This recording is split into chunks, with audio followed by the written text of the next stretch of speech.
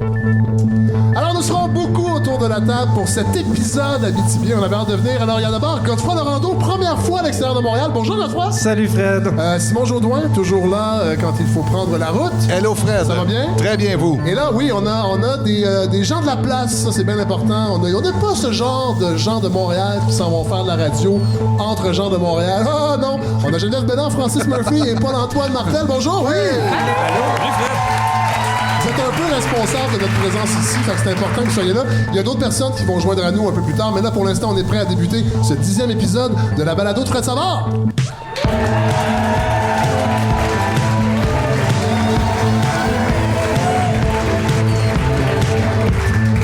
Ah oui, alors on est heureux d'être à Val-d'Or aujourd'hui, devant une foule en liesse. Ça va bien tout le monde? Oui, super. Godefroy, c'est votre première sortie Je suis jamais officielle. sorti de Montréal de toute ma vie. Non.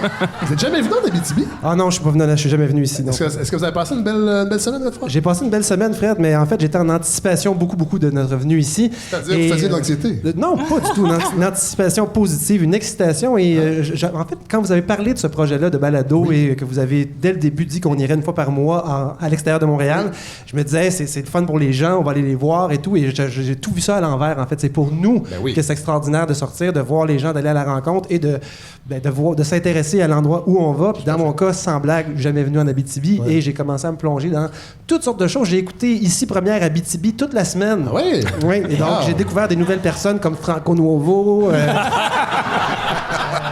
Ça, c'est une des fiertés de l'Abitibi, ça, Franco Nuovo, dans le quartier italien. Là, oui, Ève Christian fait la météo ici aussi. Oui. Elle est partout. Bref, quelle chance on a d'être ici, c'est merveilleux. Ben, ça tombe bien, Godefroy, que vous soyez là, parce que j'ai pensé à vous cette semaine. J'ai beaucoup pensé à vous, Godefroy, dans l'actualité, parce qu'on apprenait les nouvelles classes de maternelle 4 ans. On a appris ça allait coûter en moyenne 800 000 chaque classe, c'est-à-dire 6 fois plus cher que ce qu'avait prévu François Legault pendant la campagne électorale. Ça fait beaucoup de crayons feu. Et ça a été un de vos premiers sujets en début de saison sur les maternelles 4 ans. Vous en pensez quoi, là, d'apprendre que soudainement, chaque classe va coûter 800 000 alors qu'on a déjà plein de CPE qui pourraient faire le travail? Mais je suis tellement biaisé dans ce débat-là, Fred. Vous savez que je travaille en CPE, oui, donc c'est pour ça que je pose la question. C'est un maudit vendu, mais ce qui m'inquiète, moi, c'est qu'en fait, on a juste peur qu'on procède parce qu'on a dit qu'on allait procéder. Ben, c'est ce qui va arriver. Et moi, j'ai encore en tête Lucien Bouchard qui tape sur la table en disant que les CPE, c'est trop cher, les coûts ont explosé. L'histoire se répète, ça sera la seule imitation de la soirée. La seule chose qui compte, Fred, c'est qu'on ait un service d'éducation ou en fait, un service éducatif 0,5 ans de qualité, peu importe où seront les enfants. Mais là, ils ont dit qu'ils n'allaient pas s'arrêter malgré les coûts. Ils comptent quand même construire 3400 nouvelles classes de maternelle d'ici 5 ans. Alors, ça veut dire 3400 fois 800 000, ça nous donne 2 720 000 pour des maternelles 4 ans, quand même. Et là, moi, je pense tout de suite aux compagnies de construction qui vont profiter surtout des maternelles 4 ans. Alors, ça veut dire que les enfants des entrepreneurs pourront au moins aller à l'école privée. Et ça, je dis, ouf! Ça, c'est la bonne nouvelle. Simon Jaudoin, vous allez bien? Très bien. Vous savez que j'ai pensé à vous aussi beaucoup cette semaine. Vous avez passé une belle semaine, d'abord? Ben oui, très, très bien. Je vous en reparlerai dans ma chronique. Mais il y a notre nouveau magazine Tour du Québec qui vient de sortir, justement. Je pourrais vous ayez tout chaud. C'est-tu gossant, ça, hein, quand tu... J'ai sorti un album, il est tout chaud. Ouch! Oui, vous êtes de mauvaise humeur. Oui, mais, non, pas du tout. Mais oui, excellente semaine. Moi, je regardais un peu la météo quand même, parce que j'ai quand même installé mes pneus d'été et je regardais un peu, je dis, bon, est-ce que j'arrête à Mont-Laurier dormir? Est-ce que je fais changer ça? les pneus, remettre les pneus à Non, clous? mais je voulais m'arrêter. Vous savez que j'aime bien faire de la route, passer par divers chemins. Puis finalement, non, j'ai dit, je vais monter tout simplement. Je suis arrivé hier, moi, en question de me promener, donc, et je me suis promené toute la journée. Question de ne pas être en décalage horaire aujourd'hui comme nous. Ouais, d'arriver, puis d'avoir... J'aime bien me lever le matin, moi, dans une ville, faire mes petites courses, tout ça. Ouais, pas vous, évidemment. Franchement, non. Tu sais que j'ai pensé à vous, Simon, pourquoi? cette semaine, avec la visite du prix Nobel d'économie, Joseph Stiglitz, qui était au Québec, à Montréal. Ben, je dis que parce que vous savez que vous êtes le seul autour de la table qui a le plus de potentiel pour gagner un prix Nobel. Je suis le seul qui n'a pas d'économie aussi. Ouais, Stiglitz, c'est notre passage à Montréal où il donnait une conférence sur les inégalités socio-économiques en Amérique du Nord. Et il paraît que nous avons un très beau filet social au Québec, selon Joseph. On serait même en avance avec les États-Unis. Et, vous savez, Joseph Stiglitz est connu pour ne pas croire à la main invisible du marché, mais plutôt croire aux majeurs bien visibles du néolibéralisme. Alors, je trouve que ça fait quand même du bien, un discours comme ça. Et là, je sais que les Albertains ne seront pas d'accord, eux qui sont un petit peu tannés de nous donner 13 milliards en péréquation. Mais qu'il se calme le pompon de fourrure de bison. Plus tard cette saison, on va revenir sur la péréquation. Je me donne le défi d'expliquer aux gens et de m'expliquer à moi-même clairement quel est le concept de péréquation, parce que je suis tanné qu'on se fasse traiter de BS au Canada. Parce que vous savez que, oui, on reçoit 13 milliards, mais il y a une raison pour ça. On apprenait cette semaine aussi, selon l'inventaire canadien des GES, des gaz à effet de serre, produits en vertu de la Convention cadre des Nations unies sur les changements climatiques, que la production de pétrole bitumineux en Alberta a bondi de 158 % entre 2005 et 2017, ce qui a fait passer les émissions de GES liées à cette production à 80... En fait, c'est passé de 36 millions à 81 millions de tonnes. En comparaison, le Québec, en 2017, produit 78 millions de tonnes de GES. Alors, juste le pétrole seul de l'Alberta pollue plus que le Québec en entier. Alors, je trouve que 13 milliards en péréquation pour être dans le même pays que l'Alberta, c'est très peu reçu. C'est très peu d'argent. Ouais. Ça, Fred, ça va sûrement les charmer de vous entendre dire ça. Ben, ils parlent pas français. Très peu. Non, c'est pas vrai. Il y a des francophones là-bas. On reparlera pas. On parle de changement climatique et de pollution. On ne reparlera pas des inondations qui frappent le Québec présentement. D'ailleurs, on les a fuis en venant ici. Et je veux féliciter les gens d'Abitibi d'avoir la décence de ne pas être inondés dans votre royaume. Bravo. Cela dit, nos pensées, évidemment, vont avec les sinistrés. Oh! J'ai entendu quoi? Est-ce qu'il y a des inondations? Ben, on a un 30 pieds de route qui est inondé. Où ça? À Sullivan. C'est entre Val-d'Or et Sullivan, mais ça cause des bouchons. Il y a à peu près 15 000 voitures par jour qui peuvent passer sur ce tronçon-là. Ah! On a entendu 1 heure entre le petit centre d'achat et chez nous. Là. On part d'à peu près 4 km. Bon Dieu, ça, c'est un petit lundi pour un Montréalais, ça. Ben, vous savez, ça. Mais c'est pas pour rien qu'on habite ici et qu'on n'habite pas à Montréal. Cela dit, on fait pas de blague avec les inondations. Nos pensées sont avec les sinistrés, évidemment. On a eu l'occasion d'en parler beaucoup quand on est allé à Gatineau il y a 2 semaines. Mais on oublie qu'il y a des gens qui souffrent des inondations, des Québécois, mais qui sont pas seulement au Québec. Je sais pas si vous avez eu la chance de voir le statut Instagram de P.O. Baudouin, ce panneau publicitaire des temps modernes qu'on appelle influenceur. Vous savez, c'est celui qui avait fait une vidéo parce qu'il voulait payer sa course de taxi avec des cartes cadeaux. Voilà. Alors, je vous lis son statut. Il est à Vienne, en Autriche. Donc, être à Vienne et devoir rester dans sa chambre d'hôtel parce qu'il pleut vraiment trop dehors. J'en ai profité pour tester un nouveau style avec Boucher Guillaume, son coiffeur. Puis disons que je suis bien fier du résultat. C'est fou comment ça fait du bien des fois de sortir de sa zone de confort. Et ça, c'était pendant que le Québec était frappé d'inondations. Alors j'imagine qu'être évacué de sa maison, c'est aussi sortir de sa zone de confort. Remarquez, sur la photo, il est dans son bain. Hein? Il est beau, hein? Il est beau? Ah, il est beau. Oui. C'est un beau panneau publicitaire. C'est P.O. Baudouin. Cela dit, moi aussi, je trouve que je suis dans ma zone de confort de plus en plus quand je viens en Abitibi. Et c'est un peu grâce à vous, nos 3 premiers invités, Paul-Antoine Martel, Geneviève Bellin, Francis Murphy. Bonjour! Salut, Fred! On peut les applaudir encore, les gens. Vous êtes quand même des stars locales. Il y a des vedettes ici. C'est notre fan club. Ben oui. D'abord, Geneviève Bellin, on est ici dans un endroit que vous avez créé. C'est une inauguration ce soir, puis c'est pour ça que vous nous avez invités. Parlez-nous un peu de cet endroit qui est la cabane. Oui, bien moi, je fais partie aussi d'un organisme qui s'appelle Papa Chat et Filles, qui est né il y a environ 2 ans et demi. Puis le but de cet organisme-là, c'était de créer des événements un peu différents à l'extérieur des festivals, parce que la vie culturelle valdorienne est beaucoup basée autour des festivals. On voulait faire des trucs différents à l'année, puis on a fait plein d'affaires. On a fait une balade en autobus historique avec Paul-Antoine, un spectacle dans une auberge. Une auberge. Tout le monde doit le savoir. C'est fini. On dit maintenant, les auberges ne sont plus genrées. En fait, il faut demander à l'auberge. Mais comme les toilettes de la cabane sont non genrées, oui, j'adore ça. Il suffit de se laver les mains. Mais puis c'est ça, on se promenait un peu partout, puis ça reste que sur le bénévolat, c'est beaucoup de logistique. Ben oui.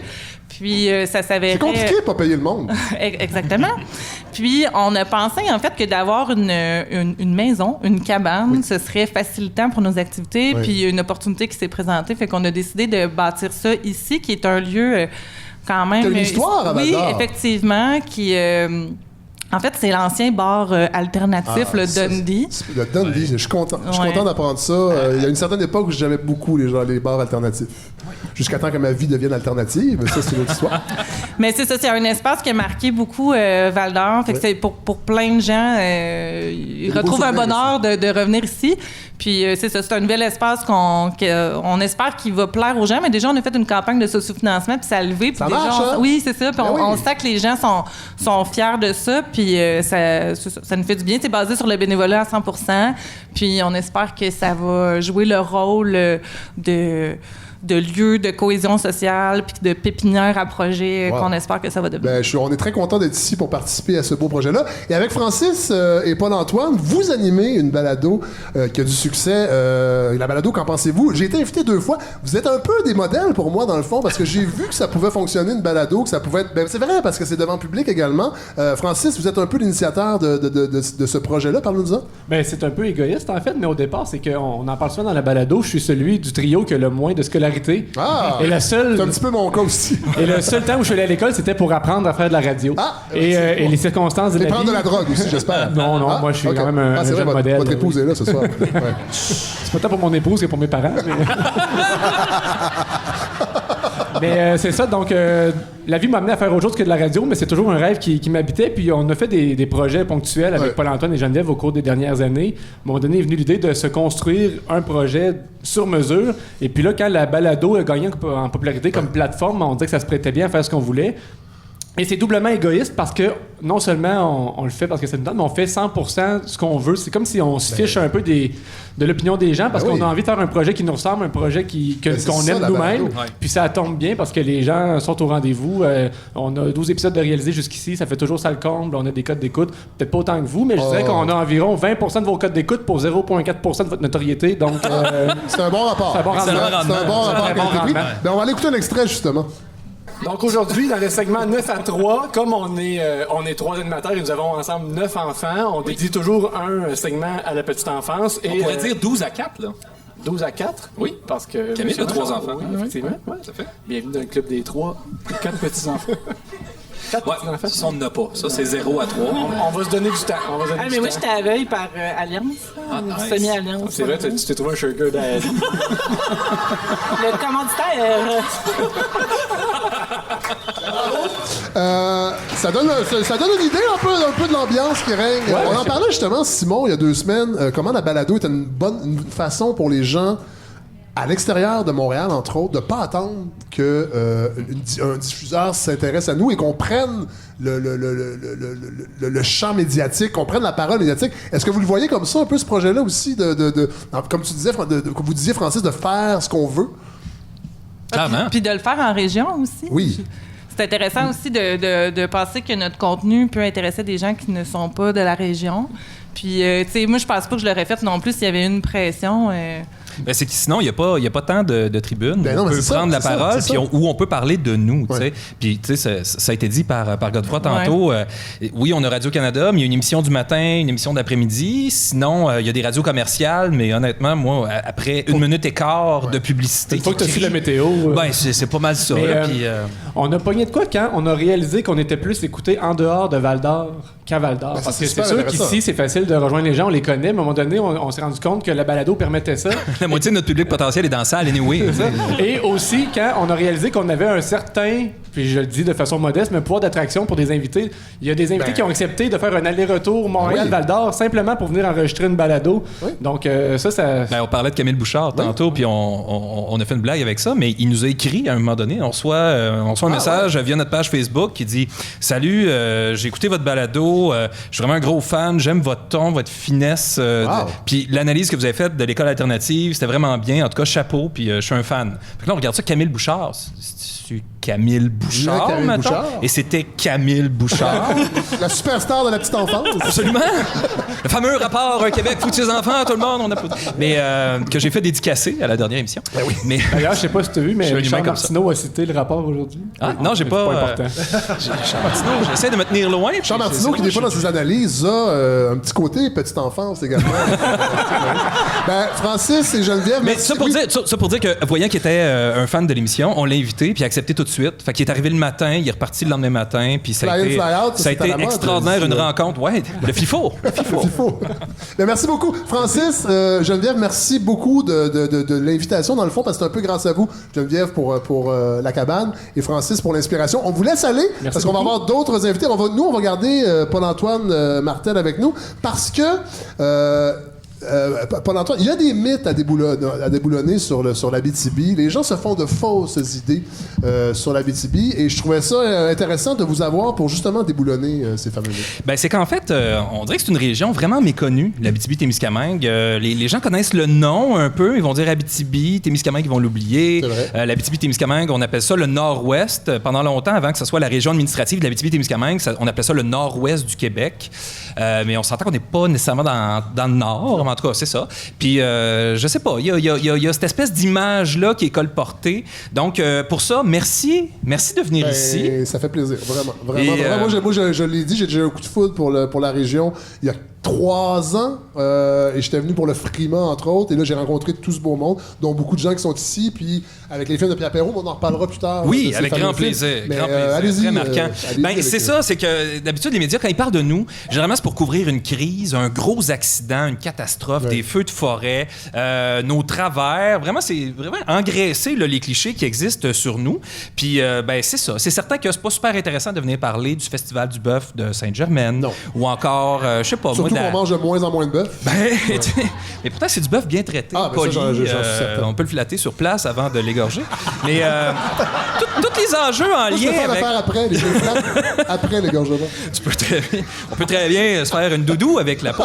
Mais tu sais, pour dire que ce qui touche les enjeux de l'ouverture de la soumission, de la réfection de la 3e avenue, ça n'intéressera pas nécessairement les médias de l'extérieur du Québec. Pourtant, le petit Chris de trottoir minuscule sur le bord du parc La Fontaine, on a entendu parler ici. Oui, ça c'est... Hein? Puis là, ils vont le refaire. Hey, on en jasait l'autre fois. Ils vont refaire le trottoir, tu sais, le petit trottoir. Puis on s'est dit, enfin, le Québec s'en va quelque part. Mais, fait que c'est ça. Donc, en fait, il se passe des choses ici. Et non seulement je dirais qu'il se passe des choses, mais très souvent, on s'en parle entre nous. Puis en toute humilité, on a l'impression que le Québec a besoin de l'Abitibi-Témiscamingue, mais c'est juste qu'il ne le sait pas encore. Oh. Mais il y a plusieurs innovations. Hein? Êtes-vous d'accord?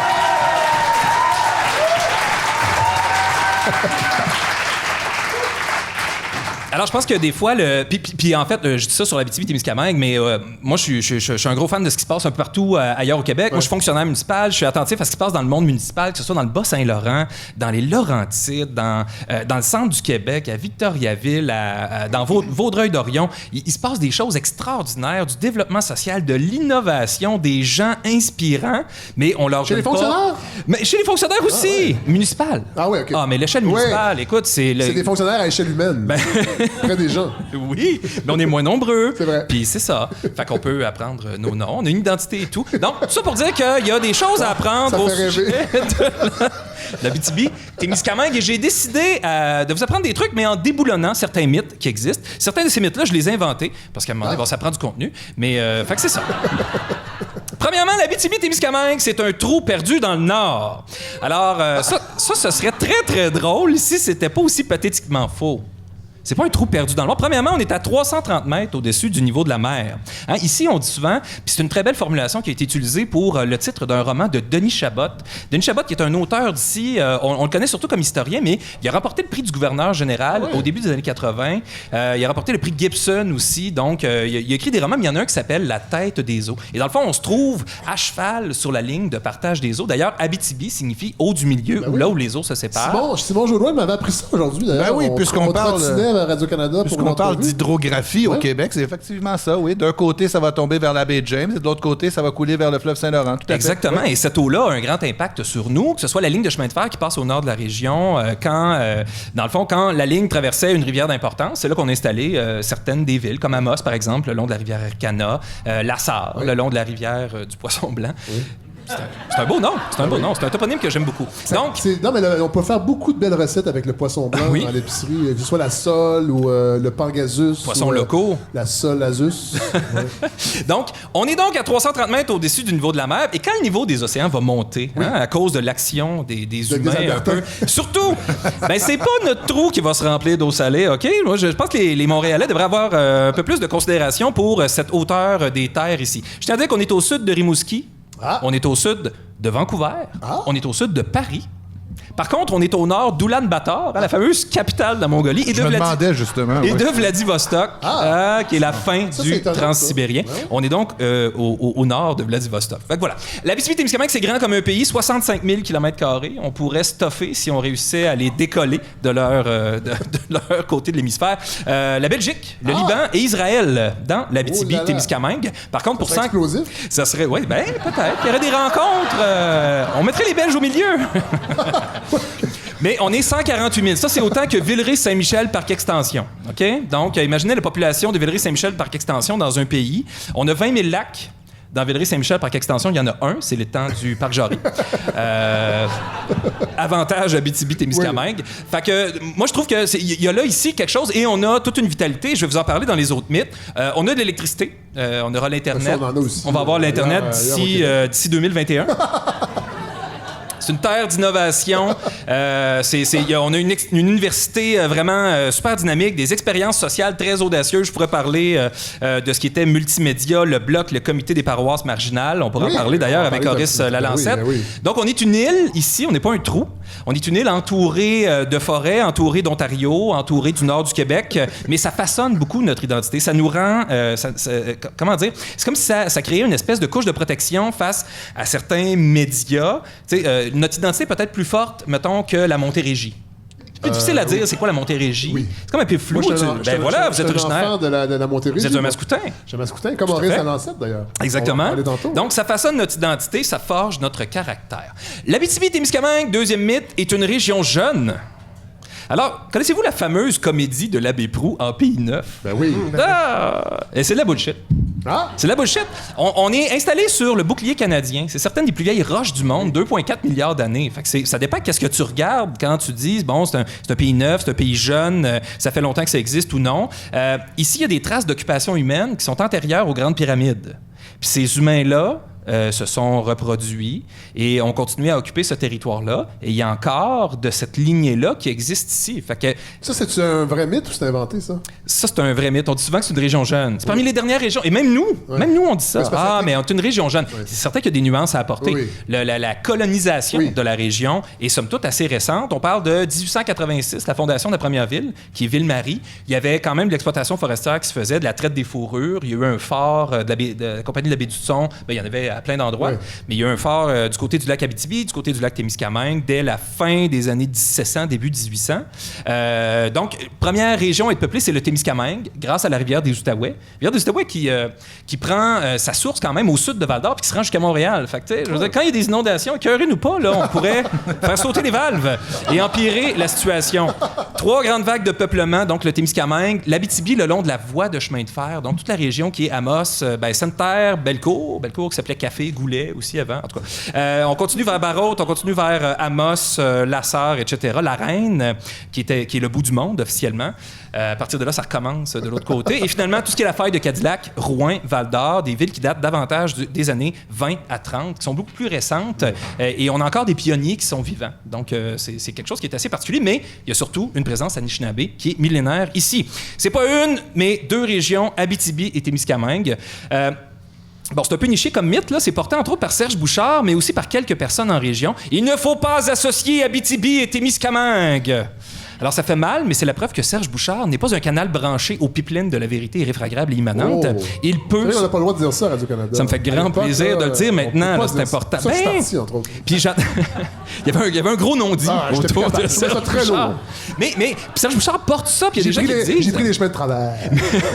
Les chemins de travers. Mais il y a des gens qui portent ça ici aussi, puis à un moment donné, moi, je trouve que ça pose des questions intéressantes sur comment on se construit une identité. Je vous donne ma petite recette rapide. Tu prends un peu de passé commun, OK? Pincé de passé. Tu prends un soupçon d'institutions partagées, mais surtout d'interrelations entre les gens, et des projets aussi, et des rêves qu'on fait ensemble. Et tous ces ingrédients-là sont réunis entre le Témiscamingue et l'Abitibi. Mais l'Abitibi, c'est une entité qui existait jadis, mais maintenant, on est 5 territoires ici qui ont chacun leur particularité. Ce qui se passe dans le coin de la Sarre, c'est pas pareil comme à Val-d'Or, et c'est pas comme à Amos, Dieu merci. Non, c'est pour des questions de diversité que je dis ça. C'est pour des questions de diversité, s'il vous plaît. Moi, ce qui est, je crois, si j'ai bien compris, qui est un peu la bourgeoise. On appelle de la vieille région. fille de l'Abitibi, La vieille en fait. Oui, tout à fait. Mais il y a eu une grosse guerre de capitale entre Val-d'Or, entre Rouen et Amos. Ouais. Rouen a un peu volé ça grâce à un ministre à l'époque. En tout cas, on y reviendra. Juste y aller rapidement. On a connu un génocide culturel ici. Ce n'est pas un mythe, c'est tout à fait vrai. Quand le gouvernement libéral a décidé en 2014 d'abolir les conférences régionales des élus, souvent les gens qui lisent les téléjournaux, que ce soit à la radio ou aux nouvelles, disaient les régions sont un peu déçues. Là. Ouais, on c'est ça, abolit les conférences régionales d'élus. On mesure mal. Ils sont jamais capables de l'impact. dire. Il y avait une conférence régionale d'élus à Montréal et c'était de la chenoute, ça n'a pas rapport. Il y a déjà tout ce qui est la communauté urbaine de Montréal, puis le conseil d'agglomération, etc. Nous, ici, c'était un lieu où les 5 territoires, on est 148 000, je le rappelle, dans un pays, là. On a besoin de se parler, de partager l'expertise, on a besoin de mettre en commun nos expériences, mais nos rêves, tous les éléments les plus actifs, les plus beaux, les plus lumineux, comme ceux qu'on trouve dans la salle ici, on a besoin de se retrouver à quelque part. Puis notre participation citoyenne passait beaucoup par là. Le gouvernement libéral, en venant couper ça, sans demander notre avis, sans nous dire, vous avez 2 ans pour trouver une solution de remplacement, du tout. Ils ont juste dit, de la merde, on décalise tout. Ça atteint, maintenant, on est presque 5 ans plus tard, et on constate que le tissu social s'effiloche un peu, le sentiment régional témiscabitibien s'effiloche aussi. Et pour ça, j'en veux énormément à Pierre Moreau, qui fait partie des seules personnes que si je croisais dans la rue, j'aurais envie de gifler. Mais voyons! Mais pas par violence. Un camouflet. Je pourrais le faire avec une grosse mitaine en poêle, mettons, et vraiment juste pour l'humilier. Une gifle humiliante et non douloureuse. Rapidement, désert culturel. Merci. Les gens aiment beaucoup les mitaines en poêle. On lui... je la laverai ensuite, probablement en bœuf de Saint-Germain. Rapidement, ben c'est ça. Il y en a qui peuvent penser qu'on est un peu une terre inculte, désert culturel. Ce n'est pas vrai. Depuis 15 ans, une vingtaine de festivals qui ont été créés. On trouve à Rouyn-Noranda un bac en multimédia, le Petit Théâtre du Vieux-Noranda, le Festival de musique émergente, le Frima ici à Val-d'Or. Ici, on a fondé des festivals qui sont... Tu sais, à Rouyn-Noranda, il y a des gros festivals, une vingtaine de mille de personnes quand même. Le Festival du cinéma international en Abitibi-Témiscamingue, qui a toujours des premières provinciales, même semi-nord-américaines. Mais ici, à Val-d'Or, c'est une culture qui est un peu différente, axée sur la rencontre, sur des plus petits festivals à échelle humaine. On n'a pas le même type de population. Donc, mais il reste qu'on a un conservatoire de musique, un des 7 conservatoires de musique ici à Val-d'Or. On a des acteurs culturels qui sont très, très, très dynamiques. Il y a des ligues d'impro un peu partout en région. Celle de Val-d'Or vient de mourir, mais elle renaîtra sous une autre forme un jour. Il y a beaucoup d'artistes qui sont originaires de la région. Oui. Richard Desjardins. Oui, wow. Boum Desjardins. Ouais. C'est ça. Okay. Diane Fortin, qu'on appelle Diane Tell. Une de mes préférées, Paul Baillargeon, qui vient de Val-d'Or, qui est une femme extraordinaire. L'auteur Yves Beauchemin, l'auteur Pierre Hiergeau, Chantal Archambault, qu'on aime d'amour. Louis-Philippe Gingras, qui est extraordinaire aussi. Michelot, une autre chanteuse formidable. Jacques Michel, pas besoin. Jocelyne Saucier, qui a écrit Il pleut des oiseaux. François Gour, Parti Rhinocéros. François Yogour. Ben oui. Ça vient de Val-d'Or, ça. Denis Chabot, j'en ai parlé tantôt. Muriel Dutil, qui jouait dans Les Voisins. Alexandre Castonguay. Aussi. Oui, exactement. C'est vrai. Bon, ils ont pu se rejoindre à Cadillac puis lifter ensemble. Et finalement, Marie-Hélène Massiémon, qui est une femme extraordinaire que vous allez faire découvrir à des centaines de milliers d'oreilles. Chapeau, Fred. Bravo là-dessus. Fun fact, Val-d'Or fut jadis la plaque tournante mondiale de la danse avec pas de linge. Oui. Jusqu'à... La nudité frontale. On parle de nudité frontale, dorsale, latérale, tout le gros kit. Quand je suis arrivé à Val-d'Or, moi, à l'âge tendre de 8 ans, il y avait jusqu'à 6 bars de danseuses ici. Des danseuses nues. On parler de cette danse-là. Je pensais que c'était vraiment la danse contemporaine. Tout à fait. 6 bars de danseuses.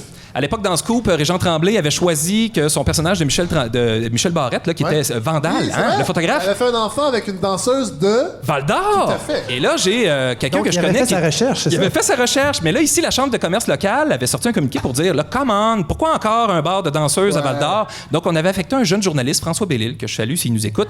Puis son boss, il avait dit, ben là, j'aimerais ça que tu parles à Régent Tremblay, tu lui demandes pourquoi sa danseuse, elle vient de Val-d'Or. Il dit, OK. Puis il avait réussi à le rejoindre, c'était avant Internet, il avait réussi à le rejoindre dans un lobby d'hôtel à Philadelphie. Ah, oui. Et là, il parle, Régent Tremblay, il dit, qu'est-ce qu'il y a? Il dit, ben là, c'est parce que je suis journaliste de Val-d'Or, je voulais juste savoir pourquoi votre danseuse, elle vient de Val-d'Or. Il dit, t'as-tu des bars de danseuses chez vous? Il dit, oui. Il dit, il y en a combien? Ben 5, 6, là. Ben c'est ça. Elle danse dans un de ces bars-là. T'as-tu d'autres questions? Il fait, non, merci. Fait qu'ils ont raccroché. Voilà.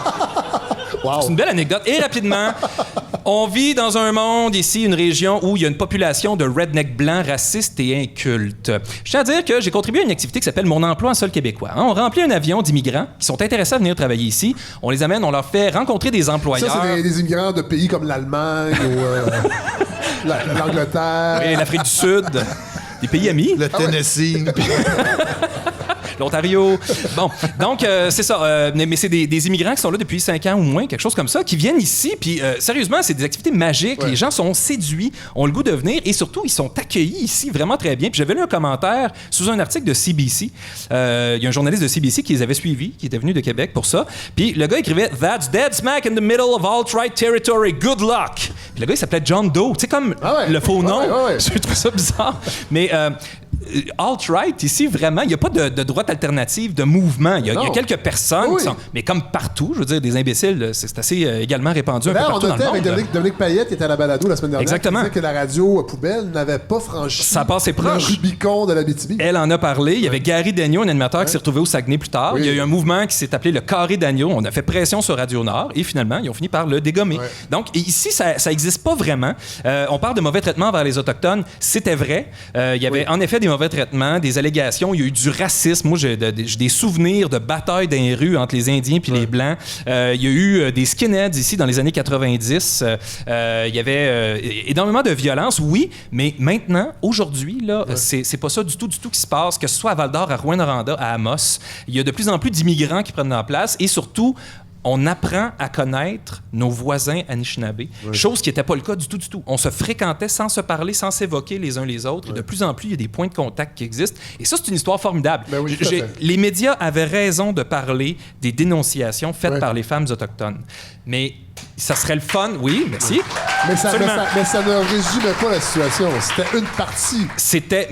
C'était une partie de la situation, mais je trouve qu'il se passe des choses maintenant. Puis je suis biaisé, là, je travaille pour la ville de Val-d'Or, on travaille là-dessus, mais l'Université du Québec en Abitibi-Témiscamingue, je pointe un prof de l'UQAD qui est là, l'Université du Québec en Abitibi-Témiscamingue fait des choses. Le Centre d'amitié autochtone est super dynamique. On a rejoint la Coalition canadienne des municipalités contre le racisme et la discrimination. On devient peut-être pas un exemple, mais on est actif, on bouge là-dedans. Mais ça, c'est pas intéressant pour les médias, ça vend pas. Fait que une ville qui se prend en main puis qui essaye des choses, c'est moins intéressant. Fait que voilà, c'était 6 petits mythes que je voulais rapidement déboulonner. Dans les années 60, il y a eu un mouvement ici qui proposait qu'on forme une 11e province avec le nord-est ontarien et l'Abitibi, une partie du Témiscamingue. Absolument. C'était porté par, entre autres, l'ancien maire de Val-d'Or, Wilfrid Sabourin, qui est décédé en 1972. C'est un des derniers cadavres qu'on a vu dans l'hôtel de ville de Val-d'Or. Il avait été exposé en chapelle ardente. Le mouvement a été un échec parce qu'à un moment donné, le gouvernement ontarien a saupoudré le nord-est ontarien de millions. Et ça a comme atteint leur motivation un peu. Il reste que cette idée-là repop un peu en blague, mais il y a un sentiment ici qu'on est souvent laissé pour compte, mais qu'il faut qu'on s'arrange tout seul. Fait qu'on n'aime pas attendre après le gouvernement du Québec ou après le fédéral. On aime faire les choses nous-mêmes et à notre façon. Puis il y a là une espèce de... souvent, on s'en parle entre nous, on se dit qu'il y a un sentiment pionnier qui existe toujours. On est arrivé ici, certaines familles, il y avait pas grand-chose. Oui, il y avait des Autochtones qui étaient là, mais les gens, il fallait qu'ils défrichent les terres, il fallait qu'ils se construisent des maisons, qu'ils établissent des rues, qu'ils fassent des commissions scolaires, qu'ils bâtissent une école, qui créent une nouvelle culture, et ils l'ont fait. Et je veux dire, si on était capable de faire ça en l'équivalent de 4 générations, on est capable d'accomplir encore beaucoup de grandes choses. Écoutez-nous des fois, gens de la Grandville, gens du reste du Québec, et surtout, échangez avec nous. On a beaucoup à apprendre de vous, mais je pense que vous avez énormément à apprendre de nous aussi. Bravo. Paul-Antoine Martel, dans cet esprit-là, moi, une partie du coup de foudre que j'ai eu pour l'Abitibi, c'est via les films de Pierre Perrault. Le cycle, évidemment, on connaît beaucoup pour La Suite du Monde, pour le cycle des films à l'île aux coudes, mais il y a le cycle abitibien qui est extraordinaire. Et là-dedans, il y avait un des personnages qui est emblématique, qui s'appelle Horace Lalancette, qui est né à Saint-Hyacinthe, qui a dû quitter pendant la crise et qui est décédé récemment. Puis je veux que tu nous en parles parce que c'est quand même quelqu'un qui, malgré que c'est un personnage, c'est une personne réelle, mais via les films, qui a eu un impact sur toi. Ah, clairement. Écoute, Horace... Moi, quand j'ai découvert les films de Perrault sur l'Abitibi, j'habitais à Montréal. Moi, j'ai passé 7 ans là-bas. J'avais plus de famille ici, mais en découvrant ça, puis en découvrant l'histoire de ma région, moi, ça m'a énormément influencé. J'ai étudié en cinéma. Jadis, j'ai réussi à m'en sortir quand même. Mais j'ai étudié, entre autres, avec des gens avec qui on a formé un organisme qui s'appelait le Collectif 08. Puis l'objectif du Collectif 08, c'était de diffuser des œuvres traitant des régions. On comprenait pas qu'on n'avait jamais entendu parler de ces films-là avant. Puis on se disait, faudrait que les gens les voient, faudrait qu'on les diffuse. Faudrait qu'on organise des soirées de projection pour ça. On s'imaginait une caravane qui se promènerait, qui irait à la foire du camionneur, passer ça. Puis on se disait, il est tellement hot, le bonhomme, tout le monde l'aimerait. Fait qu'on a fondé le collectif 08 qui, de fil en aiguille, à un moment donné, ma chum Jenny, qui a parti ça avec moi, à un moment donné, elle me dit « Hey, je revenais en char de Rouen avec Sandy, puis on aimerait ça peut-être partir un festival de musique. On peut-tu prendre le collectif 08? » Et pour la petite histoire, ben, c'est devenu le festival de musique émergente. Wow. Fait que tu vois, Horace a eu cet impact-là, entre autres, sur l'Abitibi-Témiscamingue. Puis moi, ça m'a donné envie de revenir ici, puis surtout de m'impliquer, puis de le faire advenir peut-être ce royaume-là. Lui était déçu, mais nous, on était enthousiastes face à ça. Et Godefroy, vous avez découvert ce film-là récemment également. C'est avec toute humilité, là, parce qu'il n'y a pas plus montréalais que moi. On peut pas imaginer pire, en fait, ou mieux. Mais je me suis tourné grâce à Fred, qui a attiré mon attention sur est-ce que c'est 3 films que j'ai vus, 4, 5, je ne sais plus combien j'en ai vu, mais 4, je m'adresse à tous ceux qui n'ont pas vu ces films-là. En fait, les gens dans la salle, vous avez sans doute une connaissance du milieu qui n'a rien à voir. Il y a même des gens qui nous écoutent. Hein? Il y a des gens qui nous écoutent et qui nous écoutent, ils sont peut-être rendus samedi, eux autres dimanche, le monde aura complètement changé. Allez voir sur le site de l'ONF. Moi, personnellement, j'avais déjà vu des films de Pierre Perrault, mais d'en enfiler 2, 3 pour venir ici, là, ça a frappé mon imaginaire au plus haut point. Prenez une heure de votre vie et choisissez-en. Allez voir un royaume vous attend. Vous allez découvrir un univers, un royaume. Un épopée, mais un univers. Et moi, j'ai préparé cette semaine, parce que je veux que les gens découvrent ça à la maison, les gens qui nous écoutent, un florilège d'extraits d'Horace qui est décédé la semaine dernière. Donc aujourd'hui... Je peux me présenter, je peux vous dire de qui je suis, enfin. Moi, je suis un cultivateur qui est arrivé dans l'Abitibi en 1936. J'ai été élevé ces Sœurs Grises à Saint-Hyacinthe. Je vais vous dire pourquoi j'ai été élevé là, c'est simple. Ma mère est morte, j'avais 6 mois dans le temps de la crise. Puis quand ma mère est morte, mon père, il a resté avec 9 enfants sur les bras. À Saint-Hyacinthe, on crevait. Puis pour se sauver, mon père, il a fait exactement comme des milliers de personnes qui ont quitté la région puis ont venu s'expatrier en Abitibi. Ils font des recherches pour aller sur la Lune. Ils pensent quand on sait que personne ne va vivre là. Ils dépensent des millions, puis on lui demande de quoi? Pour l'agriculture, pour faire vivre le monde, Calice, c'est quand même d'argent. Quand garder sa discipline assis, ils ont autant à garde. Quand on ôte les services dans une paroisse, mon cher monsieur, c'est par rapport qu'on va farmer. Jean d'Abitibi, si vous voulez avoir du bois mort, votez au DEP. Si vous voulez de l'énergie, votez québécois, votez la Lancette. Moi aussi, j'aurais aimé ça aller voir Valérie. Tu sais, c'est le même qui l'appelle, là. Daniel Ouimet, puis comme ça, puis tu sais, il t'a envoyé des longues vues au dehors, de dire ça, ouais, on se place mal. Tu sais, n'importe qui aurait aimé ça aller voir ça. Mais on bâtit pas un pays dans ces niaiseries-là, non. On bâtit un pays, c'est en travaillant. Horace Lalancette, allez voir les films de Pierre Perrault, vraiment, c'est un personnage extraordinaire. Je peux partager 2 de mes préférés. Oui. C'est dans un film plus méconnu de son cycle abitibien. Oui. C'était un Québécois en Bretagne, madame. Oui. Ils les amènent en Bretagne rencontrer d'autres paysans engagés, mais ils font un arrêt à Versailles, je pense, au château de Versailles. Puis là, ils visitent. Puis là, Horace, Avec sa petite femme de 100 livres. avec sa petite femme, tu sais, qui est tout le temps en arrière. Puis tu t'entends jamais distinctement ce qu'elle dit, tu sais. Puis Horace, il regarde ça, il dit « C'est beau, mais... » ben de la perte d'espace, par exemple. Puis t'entends sa femme en arrière dire « C'est peut-être dur à chauffer. » Pragmatisme. Voilà. Un homme, une parole, hein, tu sais, il peut avoir l'air d'un vieil ignare, mais une sagesse, une couleur là-dedans. Et il n'y a pas que lui dans les films, en fait, c'est ça. Il y a d'autres personnages qui reviennent pas autant, mais qui sont absolument... c'est un portrait qu'il faut pas manquer. Et parlant de sagesse, j'ai envie de dire Simon Jaudoin, à vous le crachoir. Écoutez, Vous êtes notre sage, un petit peu, quand c'est le temps de sortir de Montréal. Vous êtes un grand baroudeur. Ben oui, mais c'est vraiment intéressant. J'écoute Paul-Antoine depuis tout à l'heure. Puis, il est bon, hein? Il y a vraiment... écoute, oui. Oui, non, vraiment, c'est... Ben... Je vais commencer comme ça. C'est drôle parce qu'il a nommé Sandy tantôt. Il parlait de Sandy Boutin, sans aucun doute. N'est-ce pas? Hein? Oui. Oui. Et moi, l'Abitibi, ça fait quand même quelques années que je suis pas revenu, mais je l'ai connu grâce à Sandy, justement. J'ai un passé de musicien et je crois que c'est la première ou deuxième édition du Festival de musique émergente. Je jouais là. Oui. Vous avez un groupe, c'est vrai? Oui. Je suis revenu jouer. On a eu un groupe qui s'appelait Mort de rire. Après ça, j'ai eu mon projet solo à moi. Je crois que c'était pour le projet solo. Avec Mort de rire, on était venu aussi à la Saint-Jean-Baptiste, à Rouen. Je suis souvent monté par Ville-Marie et aussi joué à Rouen. Bon, alors ça fait que c'est une route que j'ai faite dans les deux sens. La seule manière où je ne suis pas venu en Abitibi. Je le ferai un jour, c'est en passant par Chibougamau aussi. J'aimerais aussi faire cette grande boucle-là aussi. Ouais. Mais moi, vous savez, comme je vous dis souvent, je suis un avaleur d'asphalte et j'adore ça. Donc, oui, j'aime beaucoup l'Abitibi. J'ai toujours eu du plaisir. J'ai toujours trouvé qu'il y avait un beat incroyable dans cette région-ci. Tous les mythes qu'il a déboulonnés, et c'est tout à fait vrai. Vous avez même participé à fonder un journal culturel, ce qui n'est pas évident aussi en région, l'Indice bohémien. Il y a le Festival des guitares du monde, le Festival de cinéma. En tout cas, je ne redirai pas tout ce que vous avez dit, mais c'est une des régions sans doute les plus, en tout cas des dynamiques. Sans vouloir faire un concours de dynamisme régional, j'ai toujours été assez séduit par tout ce qui se passe en Abitibi. Je suis content de revenir aujourd'hui. D'autant plus, et là, je vais faire un peu de convergence et je vais vous parler de déjà mon sujet d'ouverture parce que ça va nous ramener à l'Abitibi, ce nouveau magazine que j'ai fondé l'an dernier. On est rendu au 3e numéro qui s'appelle Tour du Québec. Et là, je vais prendre un peu plus de plaisir à en parler parce que j'ai l'impression que je pluguais mon produit, là, mais vraiment, puisque vous... Faut s'entraider, hein? Oui, oui, tout à fait. Surtout vous et moi. Oui. Mais puisque tu parlais donc de cette idée de s'intéresser à ce qui se passe un peu en dehors de chez nous, justement. C'est la raison pour laquelle j'ai démarré le magazine Tour du Québec il y a un an. Ça, c'est le 3e numéro et c'est important de le dire. C'est pas un numéro, un Tour du Québec de Montréalais qui parle des régions. C'est ce qu'on entend un peu trop. On est tanné de ça? On est-tu tanné? J'ai cherché l'ours. On est tanné des Montréalais.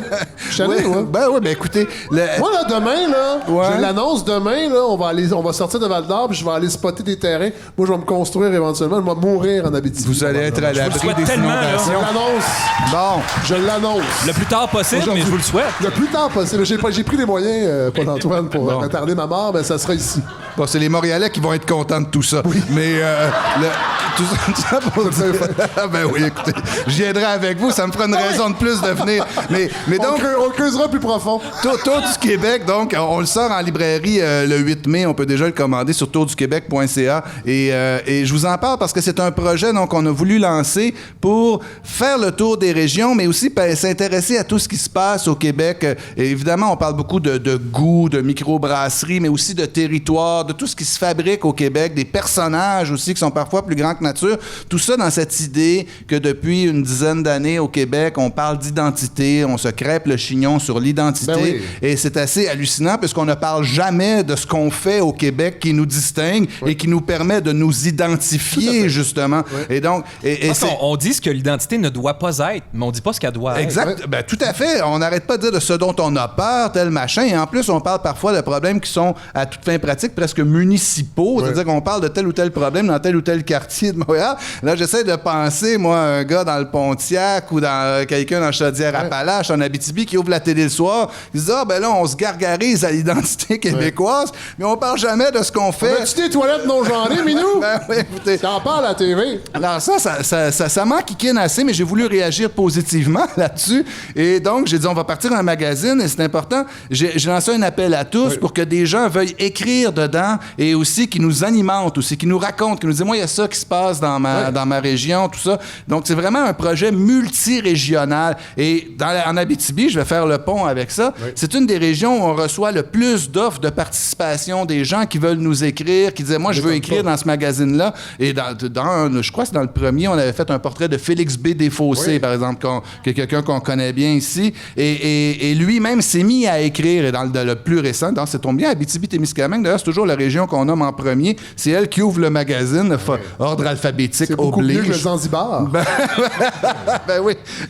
Et donc ça, et c'est intéressant, il y en a un, justement, dans ce numéro ici, on vous parle de la charcuterie du Nord aussi, justement, juste ici à Val-d'Or. Hein, Jean Val-d'Or.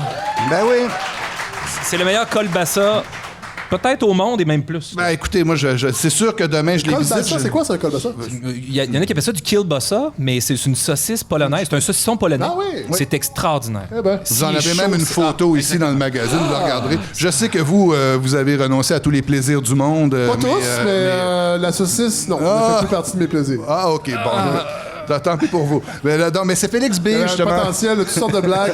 Heureusement, vous avez esquivé. Ben De oui, toute façon, j'ai dit la perche, c'est on poursuit. C'est pas une perche, c'est une épée. C'est ça. Donc, c'est Félix B. Desfossés qui l'a écrit. On a un reportage aussi, je prends quand même quelques minutes, pour Rosalie Roy-Boucher, quelqu'un que je ne connaissais pas, qui m'a écrit et qui m'a dit, moi, je travaille sur un ouvrage sur une gang de vieux freaks du rang 5 qui se fabriquaient des bateaux un peu fantastiques pour descendre la rivière Kinogévis. Alors, je dis, ben parfait, as-tu des photos? Écris-moi ça. Et c'est ça qui est intéressant dans notre ouvrage, donc, et je m'en vante, c'est que c'est plein de plumes différentes. On retravaille pas les textes, chacun a sa voix, et ça se passe partout en région. Donc, tour du Québec, justement, pour dire simplement, pour montrer comment le dynamisme de l'Abitibi se manifeste là encore aussi, je le sens à tous les jours. Toujours est-il que dans cette idée abitibienne, c'est ça qui m'a fait réfléchir. Ah ben oui, ben vous la montrez, hein, je veux juste dire que c'est moi aussi qui ai réalisé la photographie de couverture, j'en suis très fier. Vous avez plein de talent. Ben oui, écoutez, oui, On va le faire circuler. Mais je les cache. Mais là, c'est terminé ce temps-là. Toujours est-il que, vous savez, il y a quelque chose en Abitibi que je note aussi, c'est tout ce sentiment, et je crois que c'est né ici, ou en tout cas que les Québécois ont pu prendre conscience de quelque chose que je vais appeler aujourd'hui la boréalité, ou je pourrais dire le boréalisme. Oui, je dois en parler parce que moi, comme Montréalais, je crois pas qu'avant le film de Richard Desjardins, L'erreur boréale, j'avais pris conscience de la profondeur de cette notion-là, de la dimension même géographique. Je crois c'est parce qu'on nous a dit qu'il y avait un problème et qu'on a constaté l'ampleur du phénomène. Donc, l'erreur boréale, on s'est rendu compte qu'on avait ici, nous, un poumon du monde, un poumon international, et que c'est là qu'on a compris aussi la notion de boréal. C'est-à-dire qu'avant, on avait une chanson de Robert Charlebois qui disait « Je reviendrai à Montréal, je veux voir les aurores boréales ». Je sais s'il y avait une erreur de géographie dans cette chanson-là, manifeste. Hein? Mais quand Pierre Bruno la chante, c'est « Je reviendrai à Boréal ». Ah ouais. Mais donc, c'est toute cette idée du boréalisme. Et je l'ai même remarqué ici dans la région, en me promenant aujourd'hui, on a une entreprise de paysagement qui s'appelle Paysage Boréal. Il y a la clinique... voilà, bravo. Il y a la clinique vétérinaire boréale, évidemment. Je vous apprends rien. Le karma boréal, Fred, une entreprise de yoga aussi, ben oui. Et les alarmes boréales. En tout cas, il y a toute cette idée de boréalisme-là, mais qui se taille aussi une place de plus en plus grande dans l'identité québécoise par le goût. Et ça commence à être presque une tendance. On parle même de gastronomie boréale. C'est-à-dire qu'on ignorait non seulement l'ampleur de la forêt boréale, mais on ignorait aussi tout ce qui se passe dans les forêts, les trésors. Des choses, c'était quelque chose que nous ne faisions pas il y a 20 ans.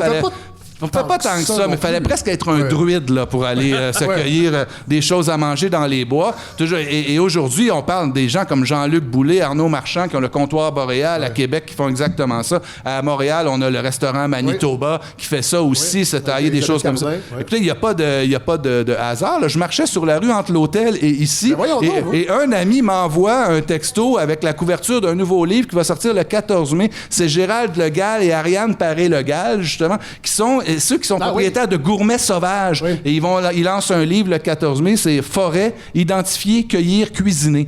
Tout ça alors c'est un scoop que j'ai pour vous. Écoutez, là, je me promène à Val-d'Or, je reçois des scoops pour vous, Fred. Donc toute cette idée de choses dont on ne savait même pas les mots, vous comprenez? Le nard d'épinette, le mélilo, même les boutons de marguerite, des choses comme ça qui poussent ici, mais qu'on ignorait et qui de plus en plus se taillent une place dans la gastronomie. On va pouvoir se laquer sur le piment d'Espelette et se réapproprier nos propres épices. Non, mais c'est important quand même. Il y avait une entreprise, dans le fond, qui était installée dans l'est du Témiscamingue, qui est un peu une sorte de no man's land. Le Témiscamingue est le long du lac Témiscamingue. On parle de Ville-Marie, Notre-Dame-du-Nord, Notre-Dame-du-Nord, Ville-Marie, jusqu'à Témiscamingue. Mais il y a tout l'est où il y a Moffett, la Tulipe. C'est un coin un peu... Voilà, on a des fans. Des coins mal aimés un peu, mais il y avait une entreprise, et les gens pourraient crier la réponse s'ils le veulent. Il y avait une entreprise qui cueillait des produits de la forêt boréale et qui les vendait comme ça. Donc, c'est vraiment du produit du terroir, mais vraiment très, très brut. Là. Puis longtemps, on a essayé d'imiter le terroir d'ailleurs. On essaie de faire pousser ce qui pousse ailleurs, alors qu'il y a déjà des trucs ici qu'on pourrait mettre en valeur puis se faire davantage confiance. Écoutez, je le mentionne, même juste ici aujourd'hui, là, je voulais boire un petit quelque chose tout à l'heure et on me propose un kombucha de la compagnie Écorce avec un K, et c'est Bleuet et Comptonie Voyageuse. La Comptonie Voyageuse, qui est cette plante de laquelle on extrait le nard d'épinette, justement. Alors, c'est-à-dire que le propriétaire est dans la salle. Ben bravo, je l'ai vu très bon, délicieux. Non, mais écoutez, tout m'arrive à point aujourd'hui. C'est incroyable. J'ai tellement l'impression d'être sur mon X quand je suis à Val-d'Or. On est 150 000, on se connaît toutes. Ben oui, ben écoutez, alors je vais tous les connaître d'ici demain, c'est ça. Mais alors, tout simplement pour montrer la tendance, il y a une tendance commerciale, de mise en marché, de marque de commerce, mais aussi de gastronomie, de goût. Et ça, c'est fondamental dans l'identité. Autre chose dont on n'a pas parlé très souvent au Québec, c'est toute la notion de champignons sauvages qui commence à être une tendance aussi. Vous êtes un mycologue? Ben oui, puis je prends une dernière minute pour vous en parler, puisqu'on s'était dit que vous et moi, qu'on irait justement dans un chalet jouer aux jeux de société et cueillir des champignons, oui. Peut-être même en faire un peu plus tard. Ah oui, oui, j'espère bien. Mais écoutez, puisque vous ne buvez plus, il va bien falloir se débrouiller avec ce qu'on trouvera. Hein? C'est un beau débrouille, je trouve. Non, mais vous savez, traditionnellement, au Québec, mon père ne mangeait pas de champignons. Il croyait que c'était poison. Même les champignons de Paris, il n'en mangeait pas. L'Église catholique qualifiait les champignons de pain du diable. Alors, de toute façon, tout ce qui se passait dans la forêt, c'était des religions, espions. hein? On est-tu tanné? Laissez ça à la maison. Votons pour un Québec laïque. Ah, mais c'est dit, ça y est. bon, écoutez, mais toujours est-il que, bon, il faut se lancer dans cette, dans ce loisir-là avec prudence. Et je vous indique quelque chose. Vraiment, c'est quelque chose que j'ai découvert, les champignons. Je ne vois plus la forêt de la même manière du tout. On commence à... Et il y a peut-être quelque chose là-dedans de se rendre compte qu'avant, on marchait tête en l'air avec nos grosses bottes, puis on écrasait à peu près tout ce qu'on croisait. Et là, de se rendre compte que quand on prend le temps de marcher lentement, d'où peut-être mon désir de rouler lentement sur les routes, on remarque plein de choses que nous ne remarquions pas avant. Et même, on se rend compte que c'est délicieux et c'est bien le fun. Moi, je trouve que c'est vraiment une activité noble. Il y a quelque chose aussi de... On sort dehors, il y a quelque chose d'un peu sportif. On peut quasiment dire que c'est un sport. Ah ouais. Les nouvelles des sports, hein? Ça serait le nom de ma nouvelle chronique. Toujours est-il... je vous nomme 3 ouvrages, Fred. Il faut que je les mentionne parce qu'on me demande souvent, comment on commence dans tout ça. On vous demande souvent ça? Ben oui, souvent, je vous dis un panier, un opinel, mais après ça, vous pouvez pas manger tout ce que vous trouvez. Mais Simon, comment on commence? Oui. Ben c'est ça. D'abord... Mettons qu'on est tanné des champignons de Paris, là. Ça prend quelqu'un... Moi, je pense qu'il faut d'abord contacter quelqu'un. Moi, j'ai commencé avec des amis en France. Très, très, très important de dire que lorsqu'on commence avec un Européen, on ne peut pas reproduire ce qu'on trouve en Europe ici. Très attention à ne pas utiliser des guides européens, justement. Il y a un site comme Myco Québec où il y a des gens très, très expérimentés qui vont pouvoir vous aider dans l'identification. Attention, ne vous lancez pas dans ces forums Internet-là avec toutes vos photos en demandant à chaque fois ça se mange-tu, ça se mange-tu, ça se mange-tu. Ils vont vous dire oui, mange-le. Si vous demandez ça se mange-tu, c'est la preuve que vous n'avez probablement pas fait le premier effort d'identification. C'est très important. C'est-à-dire que quand il y a des cas d'empoisonnement, c'est souvent des gens qui n'ont pas pris le temps de faire une bonne identification. Donc, il y a des ouvrages de vulgarisation. Je vous en nomme 2, puis je termine là-dessus. Il y en a un, Les champignons sauvages du Québec, par Mathieu Sicard et Yves Lamoureux. Probablement le meilleur guide d'identification, je trouve, sur le marché au Québec. Les photos sont magnifiques et les textes sont ludiques, ce qui n'est pas tout à fait évident dans une formule encyclopédique, là, les ouvrages botaniques. Donc, Les champignons sauvages du Québec, très belles photos. Il n'y a pas toutes les espèces là-dedans, mais il y a les principales pour commencer à manger.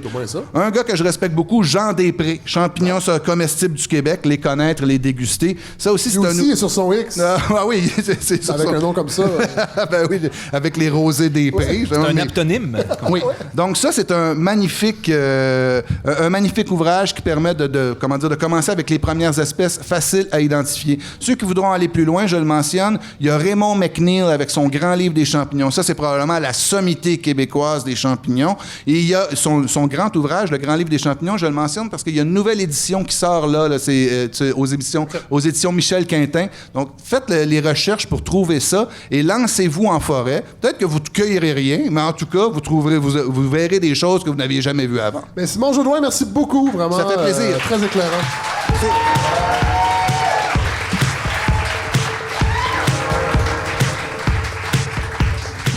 Godefroy, qu'est-ce qui vous amène en tant que chroniqueur? Écoute, il y avait un piège dans lequel je voulais pas tomber, c'était de faire une revue de presse à saveur abitibienne quand on connaît pas grand-chose à l'Abitibi. Par contre, je me suis littéralement, Fred, je me suis littéralement baigné dans ce que je pouvais trouver d'Abitibien. J'en ai déjà parlé. Et le personnage d'Horace Lalancette, c'est pas des farces, j'en ai rêvé. C'est des couleurs qu'on voit pas d'habitude.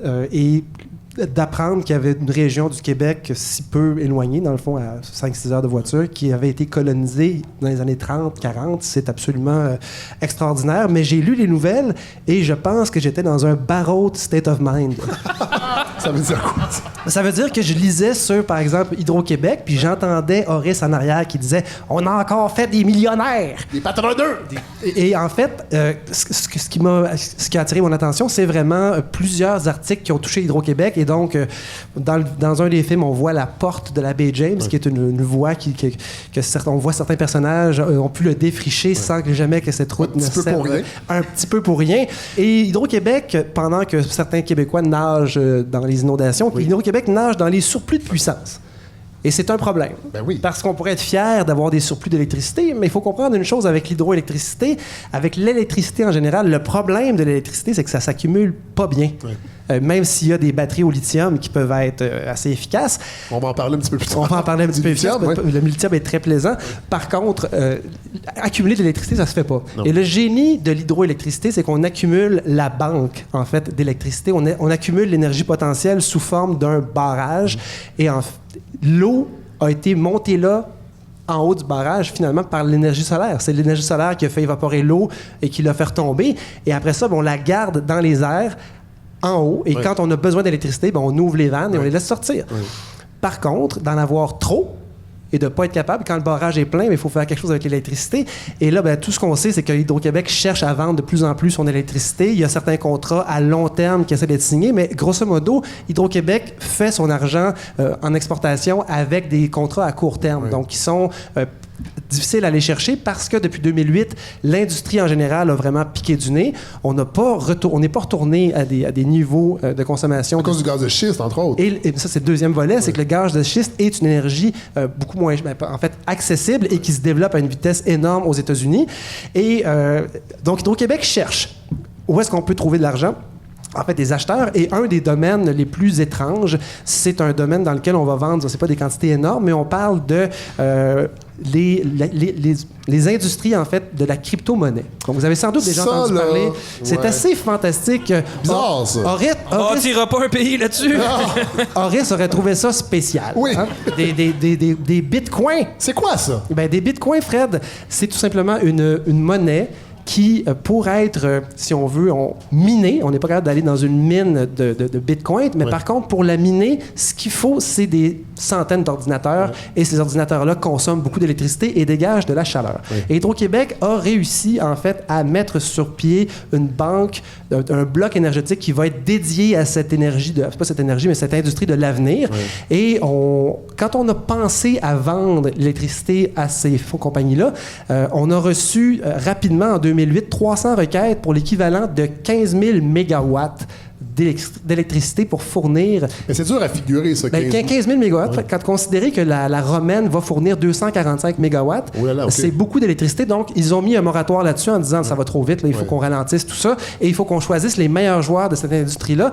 Mais en même temps, on a un autre problème d'Hydro-Québec. Celui-là, c'était pas un problème, c'était plutôt une bonne nouvelle. Mais Hydro-Québec a, comme je vous disais, des réservoirs pleins d'eau. Et on n'a pas eu le choix que de laisser de l'eau passer sans la turbiner en 2018. Et cette eau-là qu'on a laissé passer, c'est parce que nos réservoirs étaient trop pleins. On avait accumulé de l'énergie potentielle en se disant on va la vendre. On n'a pas réussi à la vendre. Et il est arrivé quelque chose de particulier dans les années 2000, c'est qu'on a développé l'éolien principalement, ainsi qu'un peu la biomasse et certaines petites centrales qui ont été vendues, développées par le privé. Pour favoriser le développement régional. Et là, on peut facilement... Mais c'est la seule idée. On peut facilement s'imaginer que c'était pour aller récolter un peu des votes dans ces coins-là. Oui. Et c'est pas de l'argent perdu. Par contre, la question se pose, c'est qui s'est vraiment mis riche avec ça? Oui. Mais le Québec, Hydro-Québec est obligé d'aller puiser, d'aller exploiter à 100% cette énergie-là qui est plus chère. Beaucoup plus chère. 3 fois plus cher. Avant d'aller puiser dans notre bloc patrimonial, c'est-à-dire l'électricité qui nous coûte pas grand-chose, avec nos bons vieux réservoirs qui ont été construits il y a bien longtemps et qui nous coûtent 3-4 cents du kilowattheure, mais on peut pas puiser là-dedans tant qu'on n'a pas épuisé nos ressources renouvelables. Dont on n'a pas besoin. Dont on n'a pas besoin. Et on se ramasse, selon la vérificatrice générale, à avoir sur une période de 8 ans, on devrait perdre un peu plus de 2 milliards à cause de ça. C'est incroyable. Alors, si on la vendait toute aux États-Unis, ce serait pas si mal. Incroyable. C'est une gestion douteuse et ça s'en va en plus. Et là, la CAQ... Ces gens-là n'ont pas signé le pacte de Dominique Champagne pour gaspiller de l'énergie à ce point-là. Je crois pas. Non. J'ai encore une fois envie de tirer l'équation avec une carabine. Mais effectivement, il va falloir aller cueillir des champignons, Fred, pour calmer tout ça. À coup de carabine. Moi, j'y vais maintenant. Là. Vous m'embêtez avec vos trucs. Alors, en fait, Fred, donc, ce qui est un peu inquiétant, c'est qu'on n'est pas capable de vendre notre énergie. La bonne nouvelle, c'est qu'il y a des contrats qui semblent s'ouvrir. Là, il y aurait peut-être New York. Il y a New York. Le maire de New York se tourne vers notre électricité parce qu'elle serait verte, ou en fait, au moins, elle n'est pas. On ne dégage pas de carbone au moment où on la produit. Il y a aussi un gros contrat comme ça à long terme. Ce qui est intéressant dans ces deux contrats-là, c'est qu'ils sont à long terme. Donc, on arrête de transiger sur le marché à court terme et on pourrait finalement pouvoir écouler notre énergie éolienne qui, elle, ne peut pas s'accumuler. On ne peut pas accumuler du vent. Donc, c'est un peu logique, en fait, d'avoir à la dépenser en premier, puisque l'autre, on peut l'économiser. Le problème, c'est que l'économie a ralenti et qu'on a accumulé et que là, les réservoirs sont pleins. Oui.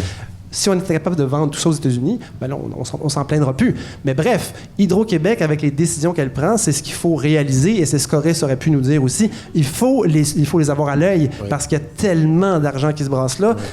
Oui, c'est une fierté, mais l'histoire des blocs, le bloc d'énergie patrimoniale était là pour préserver l'idée même de la nationalisation de l'électricité, c'est-à-dire nous garantir de l'électricité pas chère. Oui. Et en fait, ce qu'on dit, c'est que les frais d'électricité qu'on paye en ce moment, en payant trop cher notre bloc qui est éolien, eh bien, on se trouve à financer du développement qui est principalement allé dans les poches du privé. C'est inquiétant. Et tout ça, rappelez-vous, les décisions de subventionner l'éolien, ça s'est pris rapidement. Oui. Et donc, tenons-les à l'œil, c'est gentil. Cela dit, l'idée de développer une industrie éolienne viable pour le futur, dans un sens... on n'a pas le choix d'encourager un peu. On dit que l'énergie hydroélectrique est verte, mais oui et non, parce qu'il y a quand même eu des impacts qui sont gigantesques, entre autres sur les nations autochtones, on le sait bien. Et l'énergie éolienne aurait pu être une énergie d'avenir puis aussi ça coûte cher construire des barrages et ça laisse une empreinte. Mais là, ce qu'on sent, c'est que ça n'a pas été ça. L'idée, ça a été d'enrichir des petits barons régionaux et de donner l'illusion qu'on développe, dans le fond, une économie régionale, alors que c'est pas tout à fait le cas. Ben, que ça a été peut-être mal fait. L'idée était là, mais ça veut évidemment pas dire qu'on laisse tomber l'éolien. Par contre, ce qu'il faut comprendre, c'est que l'éolien, c'est extrêmement intéressant quand on a l'hydroélectricité en arrière, parce que l'éolien est par définition fluctuant, tandis que l'hydroélectricité, elle, offre une banque de courant parce qu'on est capable d'accumuler l'eau en haut. Et c'est absolument passionnant. Par contre, les surveiller de près sera sans doute une excellente stratégie, Fred. Et Christine Beaulieu le fait très bien avec sa pièce Gémido qu'il faut aller voir si vous n'êtes pas... Est-ce qu'elle est venue? Oui. Oui, elle est venue? Oui. Quelle pièce extraordinaire. Quelle comédienne et auteur extraordinaire. C'est vrai. Merci, Godefroy Lorando.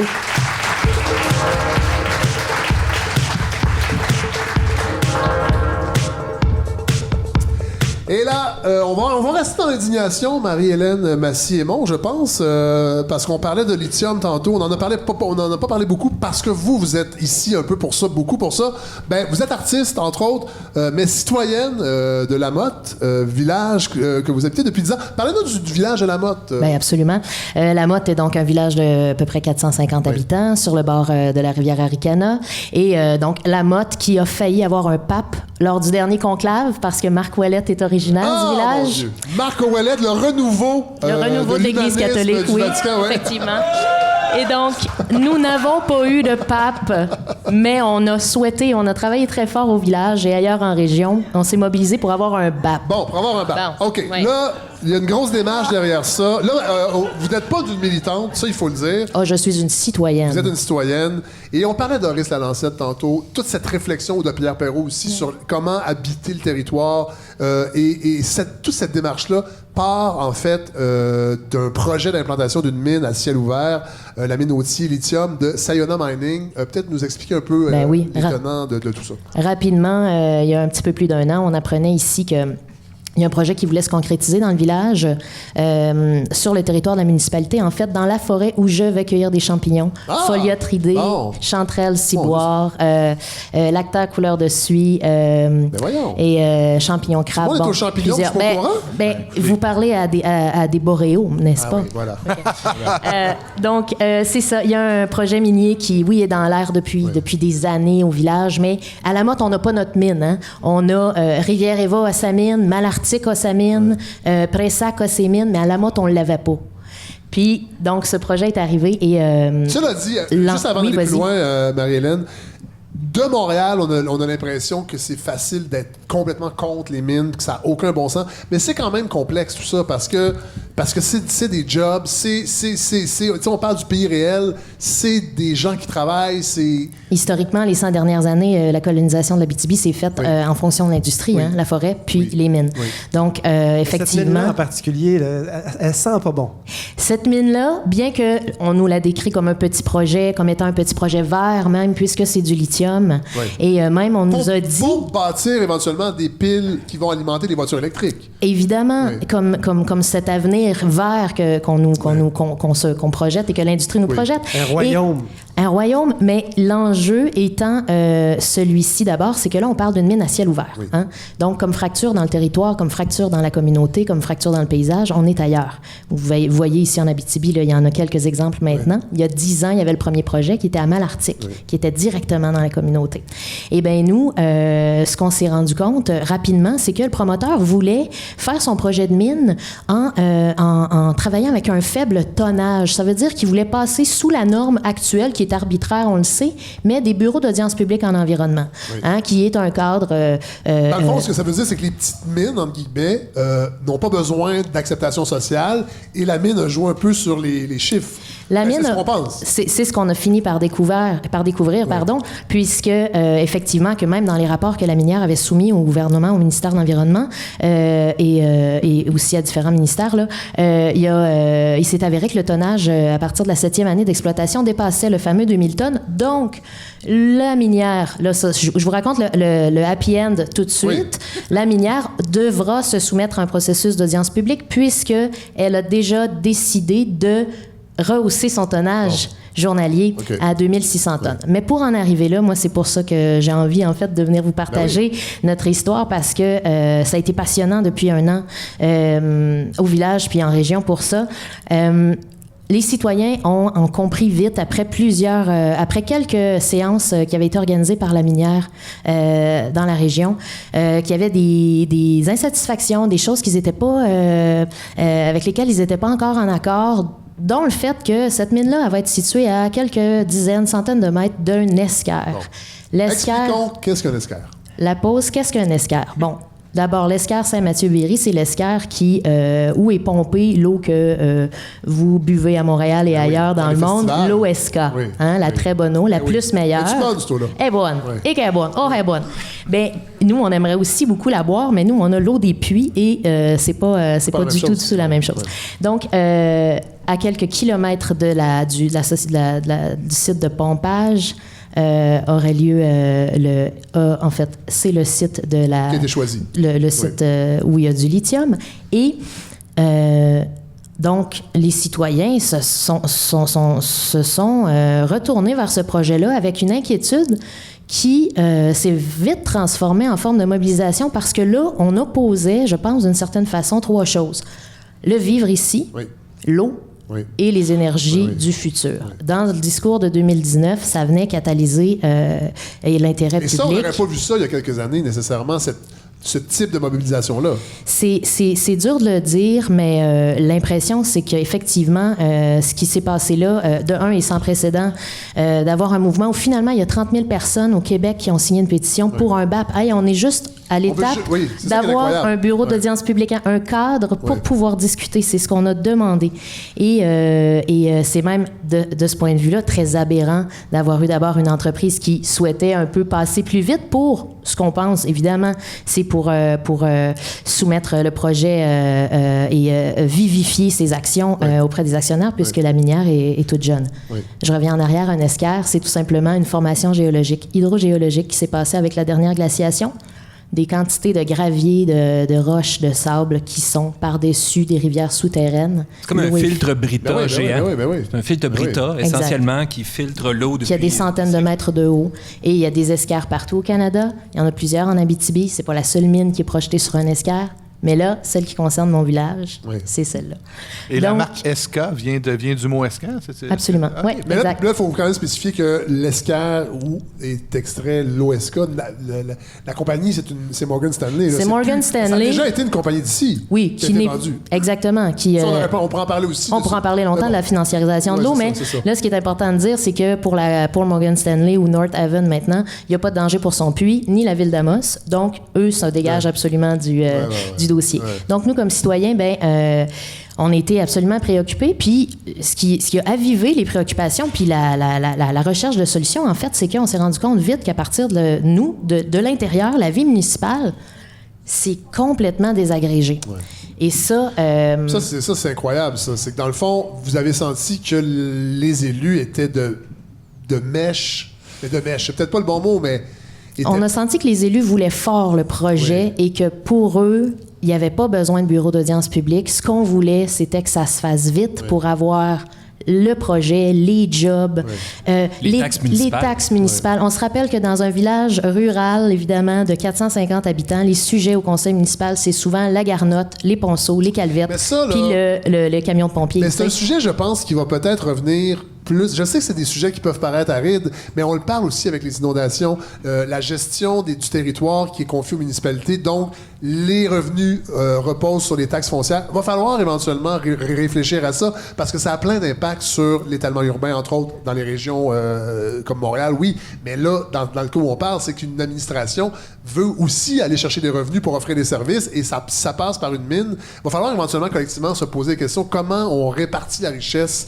Et quel est le pouvoir des municipalités? Exactement, puisque là, dans le cas actuel, nous, on a l'impression de l'intérieur qu'ils ont usé d'un pouvoir qui, finalement, était plutôt du bord de l'industrie que du bord des citoyens, tu sais, parce que c'est en assistant aux assemblées ordinaires du conseil municipal que j'ai découvert, puis que mes concitoyens ont découvert que, justement, que le conseil municipal entérinait un appui à la minière la veille de rencontrer le ministre de l'Environnement l'été dernier, et que, en plus de ça, en octobre, ou en fait, l'automne dernier, en posant et en reposant des questions aux conseillers puis aux maires, j'ai appris que nous avons appris que Pierre Renaud était l'avocat de la minière. Et là, ce pourquoi j'en parle, c'est que présentement, il y a une vérification qui va peut-être être suivie d'une enquête de la part du commissaire au lobbyisme sur M. Renaud, qui est l'ancien président du BAP. Il y a une plainte qui a été déposée. Il y a une plainte qui a été déposée. Oui. J'ai déposé une plainte donc, avec Pierre un autre Renaud, citoyen. C'est l'ancien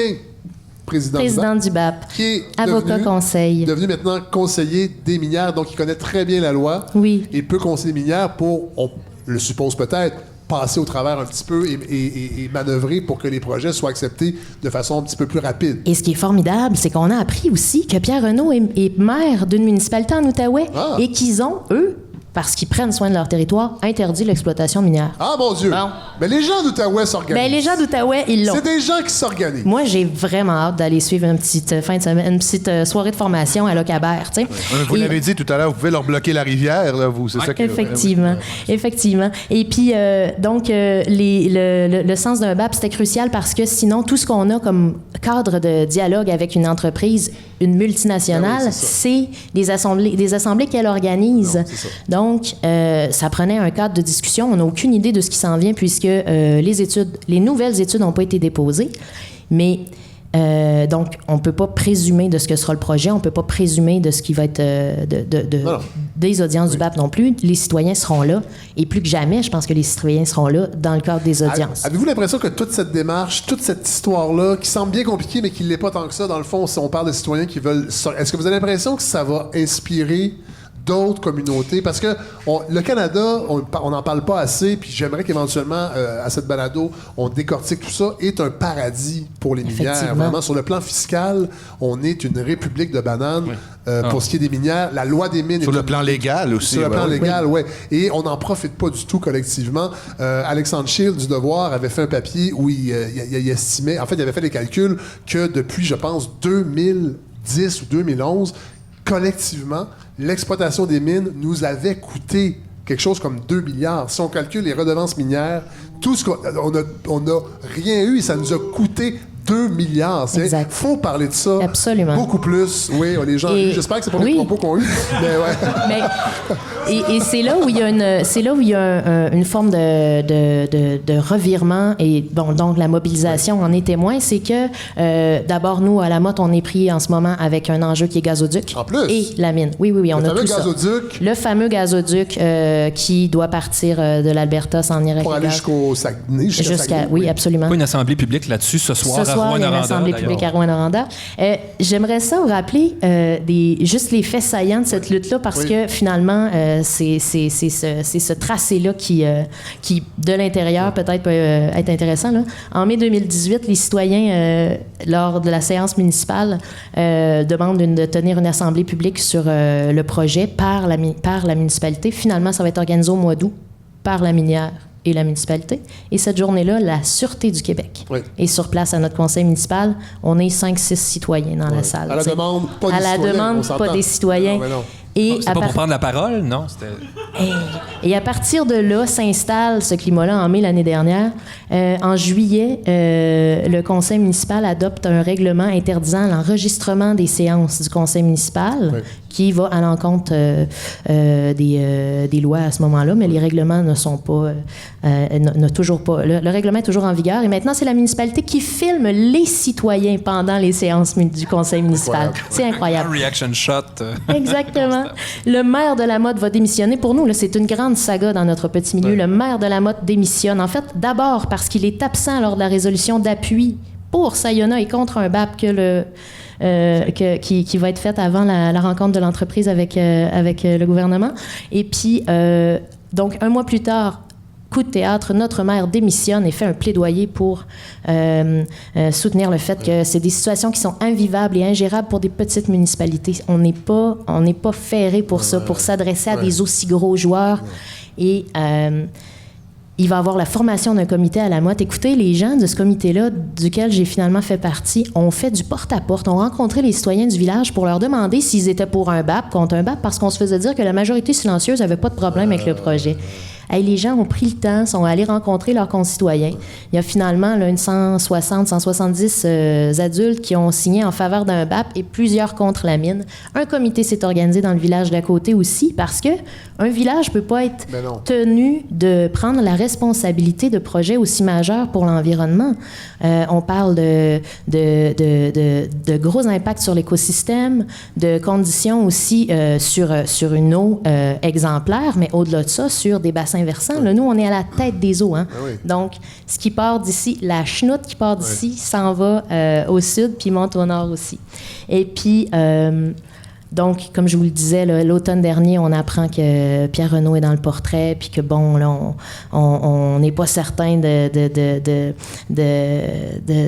la position qu'il a et de la façon dont les élus vont écouter différents interlocuteurs à la différence des citoyens, parce que nous, on comprenait bien que notre façon d'interagir était...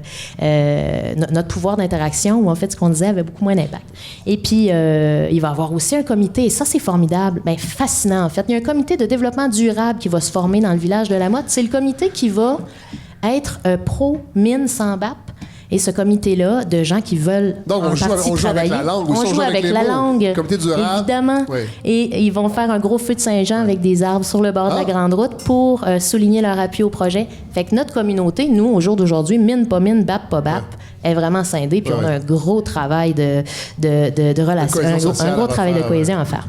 Et puis, ben voilà, en mars dernier, une mise en demeure est portée par un citoyen au ministre de l'Environnement pour lui demander de de passer le projet au BAP.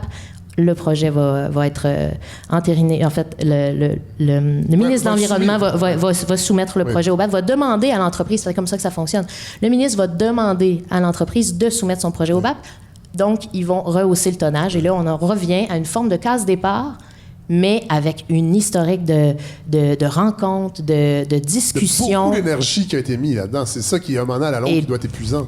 Oui, mais une énergie qui a circulé. Ces gens-là qui, chacun chez eux, dans nos rangs, là, à 1h30 de route les uns des autres, quand on est d'un village à l'autre ou d'Amos à Rouyn, qui se rencontraient 1-2 fois par semaine, qui réseautaient, qui cherchaient ensemble, qui s'informaient. Tout ça, c'est formidable. C'est une énergie qui est canalisée. C'est fantastique, ça. Et vous, vous êtes citoyenne très impliquée, mais avant tout, je sais pas si on peut dire avant tout, vous êtes artiste. Vous êtes une auteure, compositeur, interprète, autodidacte. Et ça m'intéresse, on va terminer avec ça. Comment votre travail d'artiste nourrit votre démarche citoyenne et inversement? Parce que vous avez une démarche. Oui, ben pour moi, c'est en fait ce que je suis comme artiste est relié au territoire que j'habite tout simplement parce que c'est ce qui me traverse. Tu sais. La réalité que je vis puis les lectures que je fais vont en fonction du milieu qui est le mien et mes questionnements sur le monde partent d'ici. Donc nécessairement que c'est mon travail. Puis vous avez décidé aussi, puis ça je trouve ça vraiment intéressant. En fait, vous avez 2 albums à votre actif. C'est multidisciplinaire, on peut dire votre travail. Mais là vous avez deux albums, une œuvre sonore qui s'appelle Northern Canada qui est sortie en 2018, qui est un objet quand même particulier. Peut-être nous en parler un peu? Oui, Northern Canada, c'est suite à une résidence dans un centre d'art à Rouen-l'Écart. Dans la semaine où le scandale des Paradise Papers apparaît, donc on apprend que l'entreprise Glencore, qui est la fonderie de Rouen, celle que vous voyez quand vous êtes au FME, ces grandes cheminées éternelles comme l'enfer, comme le disait Richard Desjardins, donc les propriétaires, ou en fait le consortium Glencore, est dans un scandale de corruption au Congo majeur, et Glencore est souvent dans des scandales de corruption à travers le monde. Et donc, moi, j'ai traversé le quartier par des improvisations vocales, des lectures avec un avatar. On entend tout le temps, toujours, en arrière-plan. En fait, tout ce projet, c'est fabriqué en direct. Ce que j'ai voulu, c'est travailler la relation de pouvoir entre la voix humaine, la voix de l'industrie. Et donc, il y a ce voyage sonore-là qui est Northern Canada, et il y a La cendre et le miel, qui, lui, est à la motte. Oui. Qui est plus conventionnel, c'est-à-dire plus chanson. C'est de la chanson. Bon, voilà. Et je propose, on a pris du temps beaucoup, là, mais on va en prendre encore. Je propose 2 extraits. Le premier, qui est La traversée. Traversé par la rivière qui traverse le sable, un corps fendu. On en a parlé avant l'enregistrement et moi, ça me fait beaucoup penser à Sebado, entre autres. Tout le mouvement lo-fi du début des années. Simon, ça doit vous sonner des cloches, le lo-fi, mais vous donniez un peu là-dedans, je pense, avec votre projet solo. Oui, tout à fait, oui. Et vous disiez, Marie-Hélène, que bon, vous êtes en région éloignée, vous n'avez pas un studio comme à Brooklyn. Vous me disiez ça tantôt. Et donc, on met un micro dans une pièce, les instruments acoustiques. Et moi, c'est une démarche que je trouve vraiment intéressante. Et avec Godefroy, on est des grands fans de musique traditionnelle. Et je suis tombé sur Anyway, j'ai déjà raté ma vie, qui est la pièce qui ouvre l'album La cendre et le miel, qui en fait c'est des chansons de travail. Vous êtes inspiré un peu de... Oui, ben c'est des chansons qui ont été prises dans leur espace. Un peu comme Robert Lepage avec Slav. Oui, exactement. En fait, non, mais sans blague, le travail de Betty Bonifaci avec Lomax, qui avait été que j'ai vu dont j'ai vu la première, a été une œuvre qui m'a beaucoup inspirée. Mais effectivement que le travail, le chant dans les gestes, parce que c'est un album sur le deuil et c'est un album que j'ai fait à partir de chez moi et qui est encore une fois des chansons performées dans son espace. Mais comment, qu'est-ce que c'est la chance? Qu'est-ce que c'est chanter? Moi, ma mère, elle fredonne en cordant du bois. Mes tantes font ça. Vous êtes inspiré des chants de travail irlandais? Des chants de travail irlandais, absolument. Des femmes qui pilent la laine en chantant. Il y en a un paquet, là, On va écouter tout de suite un extrait. Anyway, j'ai déjà raté ma vie. Bien au chaud dans mon ventre, là où il n'y a pas de bébé. Il y a des mélodies tendres qui sont lentes à incuber. Elles ont force d'aimer, l'ardeur et le désir, pour que les semailles de mai se récoltent dans le plaisir. On l'entend, le travail. On entend le mouvement, là. Vous n'êtes pas en train de marcher, là. Ben oui, c'est le chemin Saint-Luc, mesdames et messieurs. Tout simplement? C'est, une marche sur le chemin Saint-Luc. J'invite les gens à les découvrir sur Bandcamp. Sur Bandcamp, les 2 albums sont là. Vous pouvez les acheter, mais les écouter. Ben voilà, c'est terminé. On était un épisode très long, très dense, comme je les aime. Merci, public de Val-d'Or. Vous étiez très attentif. Vous étiez là. Merci à Geneviève Bella et Mélissa Drainville pour l'invitation. réalisation. Longue vie à la cabane, évidemment. Carmel Adam, Paul-Antoine Martel, Marie-Hélène Massiémon, merci pour votre générosité. Merci à Steve Boivin à la réalisation. Joanny Boudreau, qui était du voyage avec ses multiples talents, qui nous a bien aidé dans cette épopée. Merci à Communauto, qui nous a fourni gratuitement un véhicule hybride pour venir ici. On va laisser une trace, je l'espère, dans vos esprits. Mais on va pas trop laisser une trace sur le plan environnemental. On est content de ça. La semaine prochaine, de retour à Montréal avec comme invité Hélène Choquette, réalisatrice du documentaire Le Page au Soleil, et Marie-Ève Tremblay, animatrice de la nouvelle série de Cordes sensibles sur Tout TV sur l'indignation. Alors, on va encore s'indigner. Mon Dieu, qu'on va être en colère, ça va être le fun. Merci. Bonne semaine, tout le monde. À bientôt.